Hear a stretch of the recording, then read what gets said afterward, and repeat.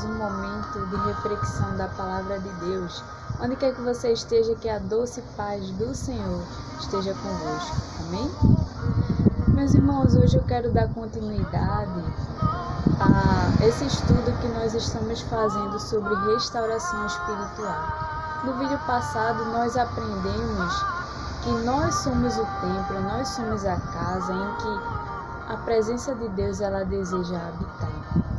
Mas hoje nós vamos meditar a partir de mais um exemplo bíblico, tomando também o exemplo de Davi, que não é de todo jeito que nós podemos, de certa forma, carregar a presença de Deus em nossas vidas. Não é de todo jeito que o Espírito Santo ele vai habitar em nossas vidas. É necessário que haja algumas mudanças. É necessário que haja uma vida de obediência a Deus. E em 2 Samuel, segundo livro de Samuel, capítulo 6, nós vemos um relato em que o rei Davi ele vai trazer a arca da aliança, a arca que representava ali a presença de Deus para Jerusalém. Só que ele traz a arca de uma forma diferente da que Deus tinha instruído ao povo lá atrás, através de Moisés. Porque veja, em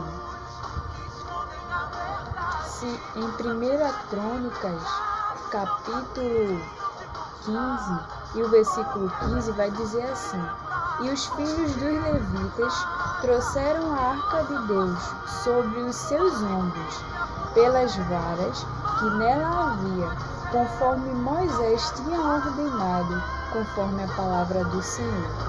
Veja, o que Deus tinha ordenado através de Moisés era que a arca viesse através de varas que os levitas trouxessem e sobre os ombros. Mas aqui, em 2º livro de Samuel, capítulo 6, Davi, ele está trazendo a arca sobre bois. Veja só, no versículo 6, vai dizer assim: E chegando à eira de Nacon, estendeu Uzá a mão à arca de Deus e pegou nela, porque os bois a deixaram pender.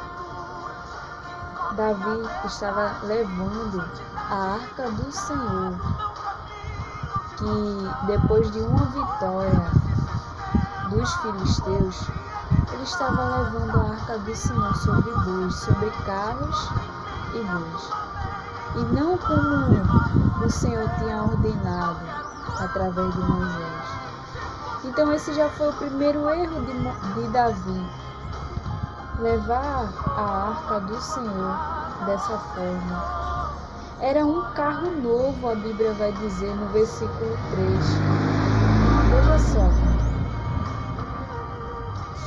E o que acontece? Enquanto eles estavam ali festejando, por causa que tinham recuperado a arca de Deus, chega um momento, a eira de Nacon, que um homem vai estender a mão para segurar na arca e não podia, porque o boi ali que estava carregando a deixaram pender. Outro erro. E por causa daquilo, aquele homem pagou com a vida. Então veja, que exemplo isso traz para nós. Não se carrega a presença de Deus de todo jeito. É necessário que obedeçamos ao Senhor em tudo. É necessário que nós demos ouvidos aos seus mandamentos. Para carregar a presença do Senhor é necessário uma vida de santidade. Os levitas, para carregar a arca, eles se santificavam. E nós, agora que somos o templo e morada do Espírito Santo, precisamos nos santificar. Precisamos buscar ter uma vida consagrada a Deus. Então, que possamos guardar essa palavra em nosso coração, para que nós não venhamos arcar com as consequências. Porque o Espírito Santo de Deus, ele não vai habitar em uma casa suja.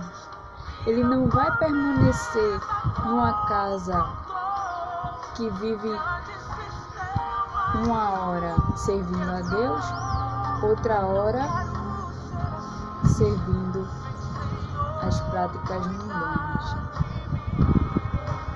Deus, ele não concorda com desequilíbrio.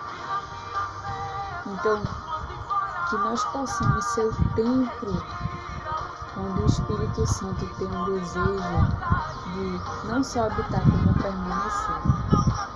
Amém? Guardemos essa palavra no nosso coração e coloquemos ela em prática. Que Deus continue te abençoando.